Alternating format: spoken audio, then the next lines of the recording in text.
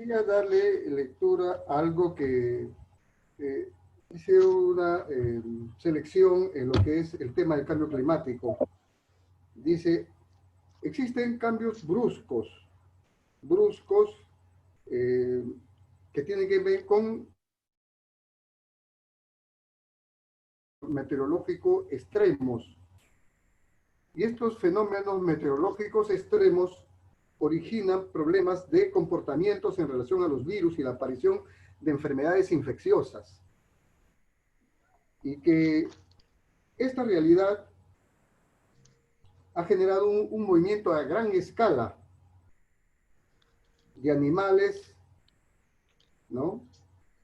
Que derivan inevitablemente en cambio de los patrones de distribución de los artrópodos, como los insectos, que son potentes transmisores de estas enfermedades.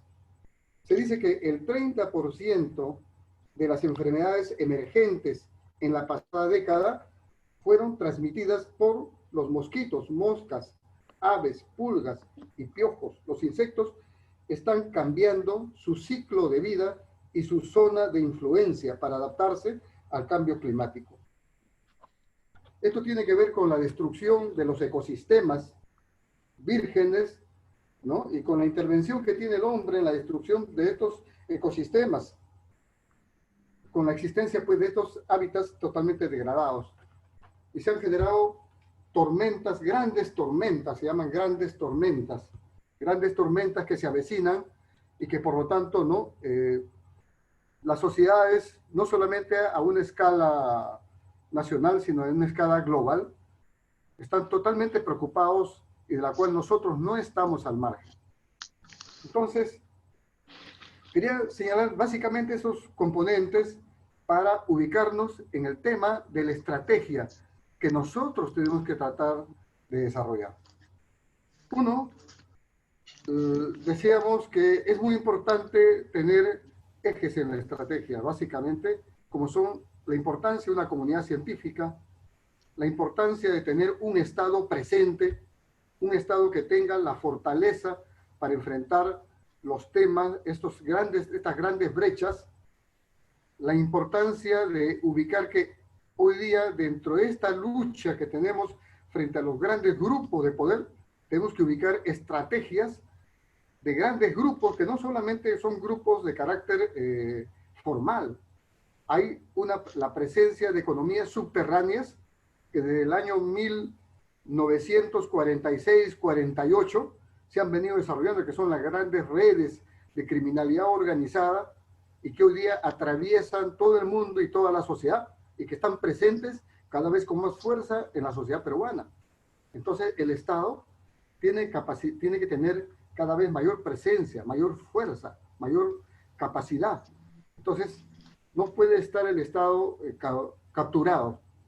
Otro elemento importante que también hemos señalado en reuniones pasadas de la estrategia es que tiene que haber un nuevo tipo de empresariado, porque el que tenemos nosotros en su gran mayoría, los que aparecen como sectores que dirigen la economía del Perú, en su gran mayoría, podríamos decir, están atravesados por una forma de crecimiento económico vinculados a paraísos fiscales, vinculados a mecanismos que ha establecido un sistema jurídico y una correlación de fuerzas de apropiación de los activos del Estado, de apropiación de lo que significa los recursos públicos, de apropiación muchas veces a través de capacidades de intervención en las actividades públicas, la capacidad de apropiarse de recursos que tienen los ahorristas, como vemos nosotros, ¿no? Y muchas veces de los asegurados, es decir, formas especulativas y parasitarias como se desarrolla este empresariado. Pero otro elemento que es importante también señalar en esta realidad es de que, por ejemplo, decimos nosotros, ha fallado la estadística respecto a identificar, por ejemplo, quiénes serían los que podrían recibir los bonos. Pero no es un problema solamente de la estadística para ubicación de los bonos, sino una gran desinformación, y una gran desinformación hacia los grandes sectores que muchas veces se llaman las clases subalternas, los grandes sectores populares, ¿no? Han utilizado la encuesta de Nacional de Hogares, que realmente es totalmente limitada, desactualizada, ni siquiera han utilizado el último censo nacional existente, porque parece que también tiene una serie de falencias, pero hay algo mucho más importante también para ver el tema de la estrategia, que en esas encuestas no aparecen quiénes son los grandes ricos del Perú, los grandes dueños del Perú. ¿Dónde están esas riquezas? Realmente aparecen quienes, pues, no están verdaderamente identificados realmente a través de las encuestas, que son los que verdaderamente manejan la economía, ¿no?, del país. Y eso tiene que ver directamente con el tema de cómo se producen las ganancias de estos sectores, y estos sectores cómo están obligados a contribuir en cuanto a sus obligaciones tributarias. Y es una forma mediante la cual se maneja a través de formas legales e ilegales. Por ejemplo, el manejo a través de los paraísos fiscales, a través de sistemas de empresas offshore, en fin, formas de trasladar grandes capitales y otras formas, como es también el estilo de este empresariado que no invierte en el Perú, sino que fundamentalmente invierte en la compra de bonos. Es decir, prácticamente activos financieros que no tienen nada que ver con la inversión interna, sino fundamentalmente tiene que ver con el manejo de otros capitales que se desarrollan a través de sus matrices, a través de sus fuentes de origen y con las cuales tienen una alianza. Entonces debemos ver que ese tipo de empresariado que no apuesta por el Perú, que solamente utiliza la propaganda, ¿no?, el maquillaje, y que no tiene un verdadero compromiso, nos exige plantearnos la necesidad de que tiene que haber un nuevo tipo de empresariado. Un nuevo tipo de empresariado no solamente en la actividad privada, también en el Estado, con empresas que hay que fortalecer del Estado, empresas mixtas, empresas también de formas cooperativas, asociativas, en fin, pero tiene que haber un nuevo tipo de empresariado que apueste realmente por el desarrollo, ¿no?, nacional, el desarrollo del mercado interno. Entonces, y otro aspecto muy importante también es la participación de la sociedad, la participación de las grandes fuerzas de la sociedad peruana, como se demuestra que cuando existe una voluntad ciudadana, una participación, una democracia participativa, donde el pueblo ejerce el poder constituyente, es el pueblo con poder constituyente, es el pueblo soberano. No es el pueblo que solo va a votar, no es el pueblo que solamente va a elegir lo que le han puesto en el cuadro de la propaganda, sino es el pueblo que tiene capacidad soberana, capacidad de definir en el curso de las nuevas reglas de juegos en la estructura del poder, como es el cambio, la importancia y la necesidad de un cambio constitucional en el país.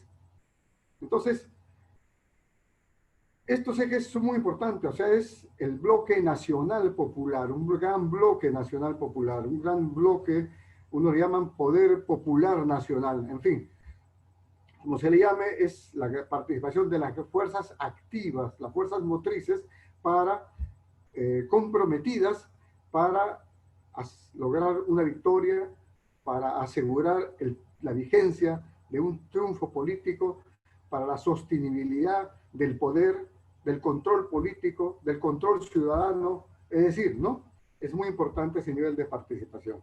Bueno, es en cuanto al esquema global. En relación con la pequeña empresa, la microempresa, tengo que hacer algunos detalles en este sentido. Uno, de que si hablamos de la micro, pequeña y mediana empresa en el Perú, se habla aproximadamente de empresas formales de 1.9 millones de empresas formales. 1.900.000, o sea, 2 millones de empresas formales en el país. 2 millones de empresas formales en el país. ¿Y cuánto ha sido la estrategia de reactivación económica que se planteó el gobierno? 350.000.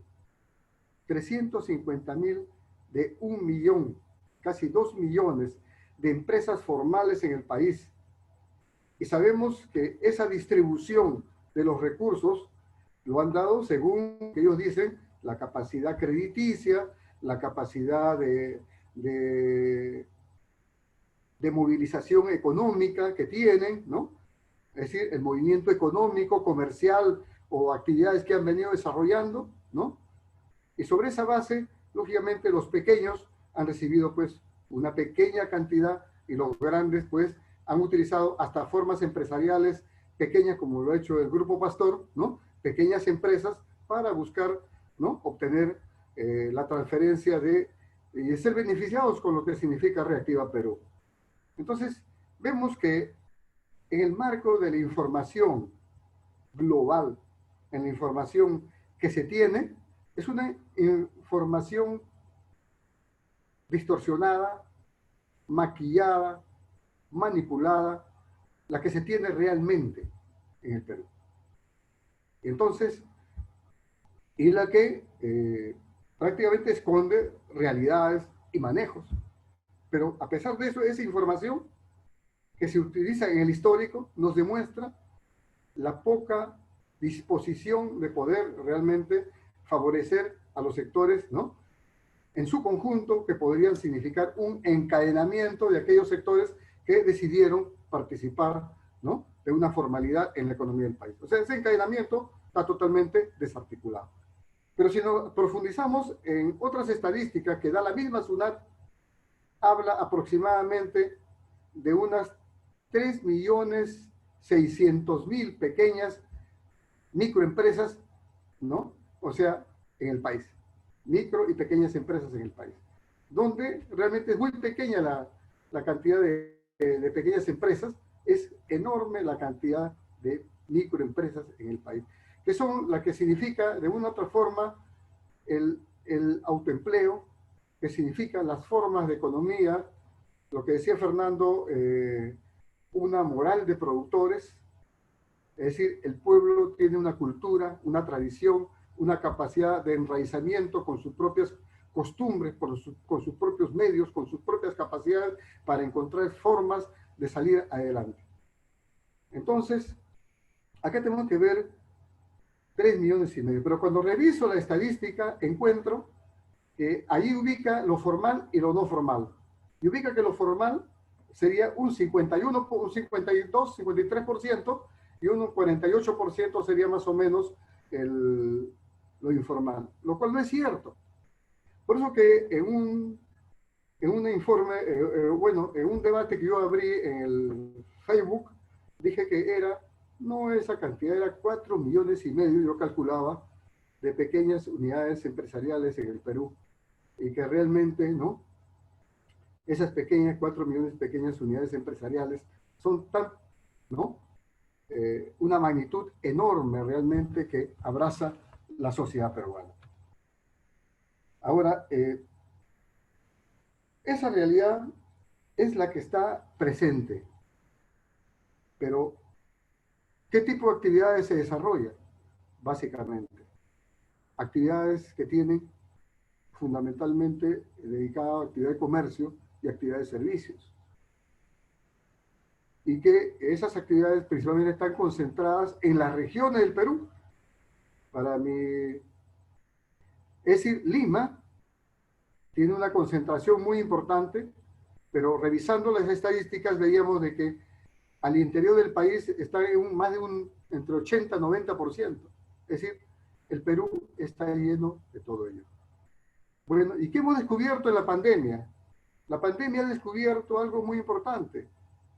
Por ejemplo, cuando se vio el caso de la generación de una planta de oxígeno para Piura, el monseñor, sí fue pues, para Piura, el monseñor hizo toda una colecta para que se implantara una planta de oxígeno allá. Pero se encontró que las normas que existían impedían de que dentro de esas normas pueda realmente instalarse esa planta allá en Piura. Las normas están hechas de acuerdo a estándares que no son los nuestros, a estándares que son los de afuera, para decir qué es lo que nosotros debemos consumir. qué tecnología debemos consumir, qué producto de la tecnología debemos consumir. Y por lo tanto, no estamos en condiciones de poder utilizar nuestra propia tecnología, nuestros propios recursos y nuestros propios medios. Lo mismo ha sucedido también con lo que se ha dado en el caso de también de ventiladores mecánicos, cuando, por ejemplo, la Católica, la Universidad de San Marcos, también la misma Universidad Nacional de Ingeniería, también plantearon una serie de prototipos que podían ser adaptados para poder realmente, ¿no?, ser utilizados acá en el Perú. Y también sirvió para la campaña televisiva, para la campaña medial, pequeños aportes, pero nada más. También sucedió con las mascarillas que produjo San Marcos con una tecnología utilizando nanotecnología, y también solamente le dieron a través de Concitec el premio de 200.000 soles. Es decir, realmente el Estado no tiene una política de desarrollo del mercado interno. Por eso que encontramos nosotros una estructura de la pequeña microempresa que está vinculada a actividad de comercio, a actividad de servicios. Y no está vinculado a actividades, ¿no?, principalmente de transformación, de generación de nuestra propia tecnología. Porque tengamos en cuenta que tecnología no es el producto. Tecnología es el conocimiento de la ciencia aplicada a un determinado tipo de capacidad de ejecución, de transformación, de hacer. Esa es la tecnología. El producto será la silla, el producto será la mesa, el producto será la planta, el producto será la mascarilla. Entonces, ¿cuánto tiene el Estado que hacer para poder realmente producir y desarrollar un mercado interno y hacer que ese 80 o 90% que tenemos en el Perú, que está básicamente en el autoempleo, tenga que entrar en el encadenamiento de una serie de capacidades y de condiciones, capacidades digo porque tenemos una moral de productores que vienen desde nuestros ancestros, una capacidad de transformación que se da de forma muchas veces artesanal, pero que realmente que se requiere en el agro. Existe el minifundismo, existen grandes tierras abandonadas, pero existe las posibilidades de utilizar esas tierras, de roturar esas tierras con tecnologías de fácil acceso para acceder a utilización del agua, a la utilización de los recursos que existen allí. Es decir, aparte de lo que significa un manejo global de lo que las implicancias del cambio climático respecto a la altitud, todo lo que significa los tipos de germinación, los tipos de semillas, en fin, hay todo un complejo de cosas que se necesita para desarrollar capacidades productivas, un proceso de revolución productiva en el país.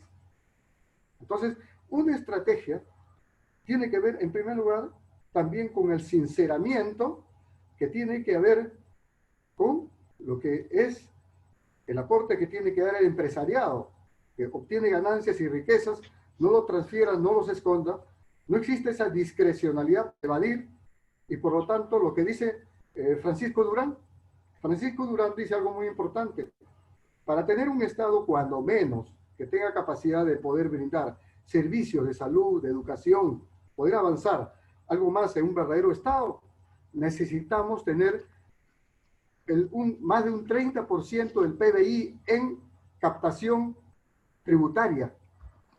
¿Y cuánto tenemos? ¿Cuánto captamos? Captamos un 14, 15%. No pasamos de ahí. Ni siquiera. La gran expectativa es llegar al 18% del PBI y no logramos.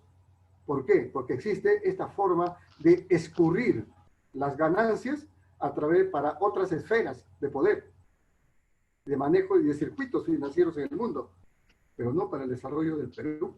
Entonces, si necesitamos un Estado presente, un Estado fuerte, un Estado con capacidad. Por ejemplo, hay un tema concreto. Entonces, ¿puede haber discrecionalidad con eso? No. ¿Tiene que combatirse toda forma de evasión, toda forma corrupta de evasión o no? Sí tiene que existir. Tiene que existir también una revisión de las normas respecto al uso de las tecnologías que son necesarias y viables y aquellas que no, porque nosotros no somos el basurero del mundo para recibir todo. Nosotros somos para seleccionar aquello. Por eso debería existir un pro inversión que seleccione la tecnología que vamos a usar, que seleccione la inversión que requerimos aquí en el Perú, no la que va a depredar, no la que va a destruir nuestros recursos, no la que va a servir para inmovilizar nuestras capacidades nacionales. Y por lo tanto nosotros necesitamos allí una capacidad para poder combatir, porque eso es corrupción, y es corrupción que está vinculada a la criminalidad organizada. Eso está señalado por el Foro Solidaridad. Hay un foro que se realizó aquí que se llama Foro Solidaridad Perú en el año 2006, en donde, por ejemplo, eso es bien claro. Lo dijo Vizcarra cuando habló, por ejemplo, acerca del oxígeno, que nos exigían para consumir oxígeno medicinal el 95%. Y en la pandemia salió a relucir de que no se necesitaba 95%, necesitábamos un 90%. Entonces, era menos. ¿Pero por qué se hizo esta norma? Conforme lo dijo el presidente Vizcarra. Dijo para poder favorecer a dos empresas en el Perú. Es decir, tenemos que hacer una revisión. Tenemos que direccionar el desarrollo en el Perú. Y eso lo puede hacer el Estado, que tiene el interés universal. El Estado no es solo un instrumento que hace coerción con aquel que violenta las leyes, la legalidad, la democracia, el interés nacional, el interés social. También tiene un interés universal el Estado. Entonces, en ese sentido, es muy importante ver esa revisión, los instrumentos que tienen que existir, la tecnocracia que tenemos que tener, el tipo empresariado que tenemos que tener, que no utiliza la puerta giratoria. Ese es otro elemento fundamental, por ejemplo, dentro de la estrategia, la sanción efectiva de la corrupción en el terreno no propiamente constitucional, como ya también lo hemos visto en reuniones así. Otro aspecto que también tenemos que ver nosotros, no es posible que se persista con la apropiación de los recursos. Hasta ahora, por ejemplo, ¿cuánto es las tasas de interés que recibe realmente la banca en el Perú? Tasas de interés totalmente leoninas, tasas de interés que realmente no desarrollan, no permiten el desarrollo, tasas que esclavizan a la población, a los pequeños empresarios, a los micros, a los pocos que puedan acceder. Pues no es la gran mayoría la que puede acceder a esos intereses. Y vemos también las estadísticas, tampoco. Es mínimo el sector de la microempresa que puede acceder y la pequeña empresa. Es mínimo ese sector que puede acceder. Y los que han podido acceder están prácticamente coaccionados. ¿Con qué? Con tasas de interés demasiado, ¿no?, leoninos. Entonces, se requiere verdaderamente allí dice que eso va a desestimular realmente la inversión en el Perú. De ninguna manera. Porque las tasas de interés se han hecho para promover, para promocionar, y debe estar dirigida principalmente al sector que va a desarrollar capacidades productivas, empresariales en el país. Y debe cambiarse el esquema. No deben ser los activos, como hacen en los países del Oriente. Es en base a los proyectos, en base a las capacidades reales que permiten demostrar la efectividad de la ejecución de un proyecto. Es otra estrategia. Tenemos que cambiar la estrategia, variar la estrategia.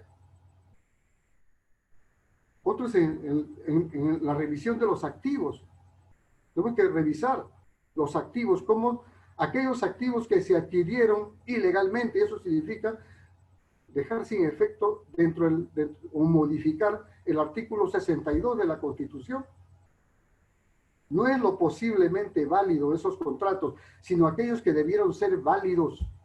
Contratos que no fueron válidos tienen que entrar en una revisión, porque ahí está la cadena de la corrupción, ahí están los circuitos que hoy día manejan hasta las campañas, de cómo se han hecho los activos del país. Entonces, tenemos que entrar a ver un cambio sustancial en lo que significa realmente, ¿no? Un sinceramiento para poder realmente establecer un Estado verdaderamente nacional. Ahora,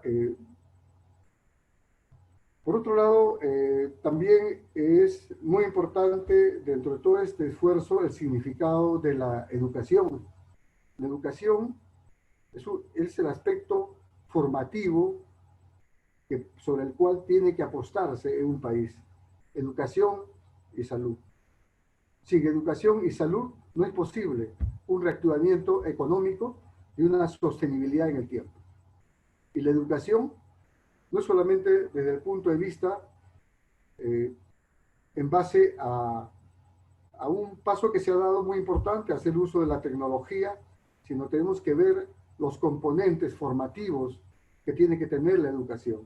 Una educación que sea vinculada a la innovación, una educación que sea vinculado a la capacidad de la moral de productores, una educación que sea incorporada a lo que es el conocimiento de nuestra realidad, de nuestra historia, de nuestras geografías, de sus potencialidades, una educación que está entrelazada con las capacidades de transformación, generar expertices. Tenemos que tener una educación verdaderamente, ¿no?, transformadora. Entonces, y eso no involucra solo al educando, involucra toda la sociedad peruana. Tenemos que encadenar en un sistema de educación, de capacitación, que en cada nivel apunte a desarrollar alianzas, alianzas no solamente para las capacidades, alianzas para el desarrollo empresarial, alianzas para el desarrollo comercial, alianzas para el desarrollo tecnológico, alianzas para el desarrollo internacional, alianzas para desarrollar estadistas, alianzas para poder realmente generar una transformación acelerada de la sociedad. Entonces, necesitamos pues tener una estrategia que sea de carácter integral. Dentro de esa estrategia, lógicamente, es muy importante la táctica. El camino de la estrategia se guía por la táctica, por los pasos concretos que tienen que darse. Nosotros, en este esfuerzo, hemos señalado que tenemos que apoyar todo lo que sean fuerzas, el desarrollo de fuerzas patrióticas, de fuerzas progresistas y también de fuerzas revolucionarias en este proceso. Pero principalmente las fuerzas revolucionarias, las fuerzas de diversos tipos de vertientes y de encuentros, tienen que fortalecer las fuerzas patrióticas y progresistas. Y esas no se les mide por el discurso, sino se les mide por la trayectoria, se les mide por lo que han hecho, se les mide por el compromiso que han tenido. Porque no podemos quedarnos tampoco en decir, bueno, yo quedo al margen, yo estoy al margen. No, eso no. Tenemos que ir a fortalecer todo aquello que ayude a seguir empujando las condiciones para un cambio real. Entonces, lamentablemente no se ha podido lograr pues un espacio unitario, lo que no quiere decir que no siga siendo una necesidad estratégica para producir una alternativa verdaderamente de lucha por gobierno y poder en nuestro país, sino ver en qué medida, ¿no?, se puede generar, ¿no?, efectivamente las bases para poder generar confiabilidad, reagrupamiento, porque el paso más importante en este esfuerzo y el que estamos haciendo es iniciar un proceso de reagrupamiento, no en torno a ofertar cargos, a ofertar expectativas de ubicación electoral, sino en función a generar propuestas, en función a la necesidad de articular todos aquellos que podemos articularnos para generar instrumentos que hagan posible generar condiciones para una unidad superior. Todos aquellos que apostemos desde un pequeño esfuerzo, desde estar presentes, desde poner un artículo, desde hacer una prensa virtual, desde lo que significa potenciar este Zoom, hacer otro más potente. Es decir, desde el momento en que nosotros hagamos incidencia a través de determinados instrumentos que puedan articularnos y generar capacidad efectiva, estamos, por lo tanto, entrando en la batalla. Y la batalla es una batalla no solamente de ideas, sino una batalla también práctica, de transformación nuestra, de superación de los pequeños espacios para ir a un espacio mayor, de ir construyendo un espacio mayor y ser parte de un espacio mayor. Bueno, muchas gracias. Espero haber contribuido con ese pedido que se me hizo en relación con la estrategia. Muy amable. Doctor Hernán, agradecer, Fernando, grandes expositores. Continuamos, por favor, con el sociólogo también, Raúl Huargua. Previo a esto, señor director, la publicidad, por favor.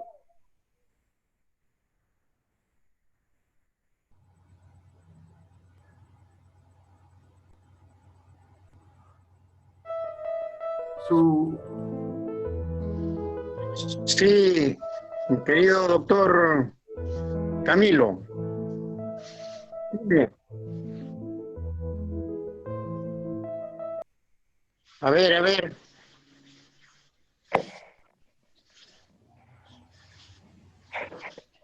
Raúl, por favor, inicia tu conferencia. Visualiza la pantalla, Raúl. Raúl, por favor, inicia la conferencia. Continúa la conferencia, disculpen. Las MIPE, alternativa de gobierno. Por favor.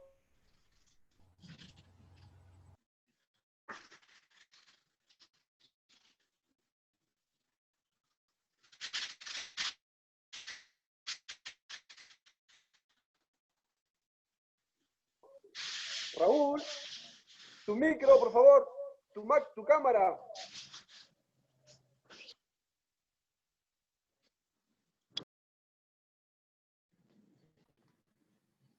A ver, dime, Camilo. Por favor, continúa con la conferencia. Agradecimiento a tu persona, aportar en esta conferencia virtual. Por favor, tu tema, MIPES, alternativa de gobierno. Por favor. Bien, doctor Camilo, gracias.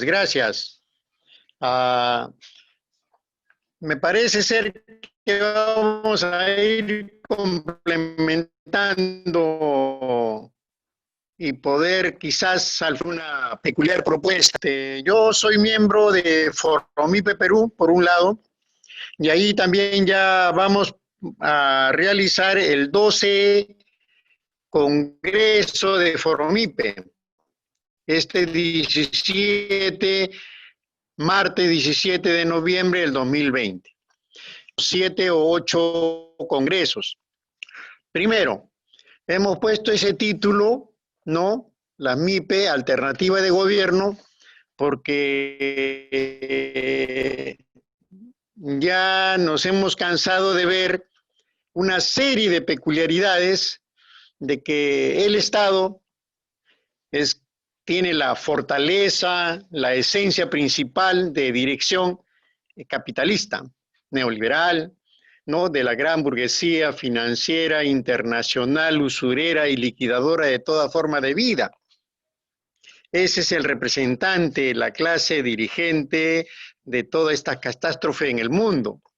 Y aquí en el Perú tenemos a sus testaferros, digamos así, que es la CONFIEP, que de una u otra manera hace y deshace a través de los gobiernos en el mejor uso del Estado para los intereses de eliminar prácticamente todo tipo de posibilidad que garantice el mercado interno para los peruanos, para el que lo trabaja. Tenemos nosotros una peculiar también, ¿no? de extinción. El Estado no es un Estado para los peruanos, es un Estado contra los peruanos. Es un Estado que es una aspiradora de todo tipo de riqueza, todo tipo de iniciativa. Indecopi es el instrumento depredador y ratero de todos los inventos que hace la gran iniciativa, innovación que tienen los peruanos. Nosotros somos gigante dormido, Perú. Tenemos un pequeño estudio, reflexión de Lima. Lima tenemos el 30% de población. Con pandemia o sin pandemia, el mercado de abastos no ha sido fracturado. El precio de los productos agrícolas peruanos e incluso de la manufactura de confecciones está ahí presente, está solucionando los problemas. Esta micro y pequeña empresa tiene un sello de clase a la larga. Si comenzamos a escarbar, es pequeña burguesía. Y en esta crisis es perceptible acomodamientos circunstanciales. Por eso es cuando pone una tortita, un pequeño pastel, el gobierno, en la compra del Estado, entre MIPES y pymes nos metemos cuchillo, trafa, cutras, etcétera, etcétera, para ganar el contratito. Ahí hay una práctica de intereses mezquinos, pero no es pues, de la clase obrera, de la gente trabajadora, de los proletarios, ¿no? Hemos entendido que si es un país capitalista, es un país donde predominan principalmente las reglas de juego no correctas del capitalismo, entonces, ¿dónde está su contrario? ¿Dónde está el que debe pelear contra él de cuerpo a cuerpo y frente a frente? Se supone que es el proletariado industrial y el minero. Ese proletariado industrial y minero que ha sido traicionado, desordenado, fracturado, dispersado y hasta casi frustrado. Los gremios no, como la CGTP, etcétera, etcétera, etcétera, no es que hayan traicionado a la clase obrera, ni al pueblo peruano. Esa es su naturaleza. Se han adoptado, han adaptado a los intereses de la burguesía. Están contentos, alegres, siguen viviendo tranquilo. La gente de la COFIE vive en los países ricos, así como lo ha comentado el profesor Hernán. No hay censo para ellos, no se sabe quiénes son, no se sabe dónde vive, no se sabe cuánto